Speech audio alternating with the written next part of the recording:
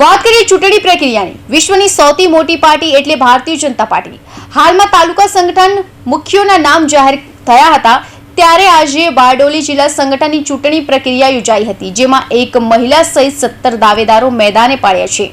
ત્યારે જિલ્લા ભાજપ સંગઠન પ્રમુખોનો તાજ કોના સિરે જાય છે એ આવતી 8 જાન્યુઆરી સુધીમાં ખબર પડી જશે. તાલુકા સંગઠનના પ્રમુખોના નામ જાહેર થયા બાદ હવે જિલ્લા સંગઠન પ્રમુખ માટે રાજ્યમાં ચૂંટણી પ્રક્રિયા ચાલી રહી છે, જેમાં માંગરોળ તાલુકામાંથી 8, ઓલપાડ તાલુકામાંથી 3, બારડોલીમાંથી 3, કામરેજ 1 અને 84 તાલુકામાંથી 1 મળી 17 દાવેદારી નોંધાઈ છે.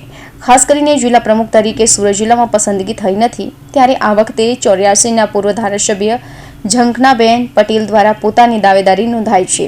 ત્યારે હવે જિલ્લામાં કોના સિરે પ્રમુખની જવાબદારી પક્ષ આપે એ આવનાર સમયમાં જ ખબર પડશે. આજે ભારતીય જનતા પાર્ટી સુરત જિલ્લાના આગામી સમયના નવા પ્રમુખ તરીકેની ચૂંટણી પ્રક્રિયાની કામગીરી મારી સાથે મારા 3 ચૂંટણી સહાયકો એની હાજરીમાં કરી ભારતીય જનતા પાર્ટી સુરત જિલ્લાના 16 કાર્યકર્તાઓએ ફોર્મ લીધા અને પરત કર્યા છે. પ્રદેશ ભાજપે નિર્ણય લીધા પ્રમાણે ક્રાઇટેરિયા બનાવ્યો છે પ્રમાણે 16 કાર્યકર્તાના ફોર્મ મંજૂર કર્યા છે. એ ક્રાઇટેરિયામાં આવે છે, મંજૂર કર્યા છે. અત્યારે 3 વાગે સુરત જિલ્લાના પ્રમુખ, ધારાસભ્યો, પ્રદેશના હોદ્દેદારો જે આ જિલ્લામાં રહેતા છે અને અમે 4 ચૂંટણી અધિકારીઓની હાજરીમાં સંકલન સમિતિની મીટિંગ થશે. એમાં જે ચર્ચા થશે એ ચર્ચા અને મંજૂર થયેલા 16 ફોર્મ લઈને પ્રદેશ ભાજપની પાર્લામેન્ટરી બોર્ડની મીટિંગ જે થશે એમાં 6 તારીખે લઈને જવાનું છે અને ત્યાં બધું પુટઅપ કરીશું અને ત્યાર પછી પ્રદેશ ભાજપ એમની નિર્ણય પ્રક્રિયા કરીને આ જિલ્લા પ્રમુખની નામની વરણી કરશે, ડિક્લેર કરશે.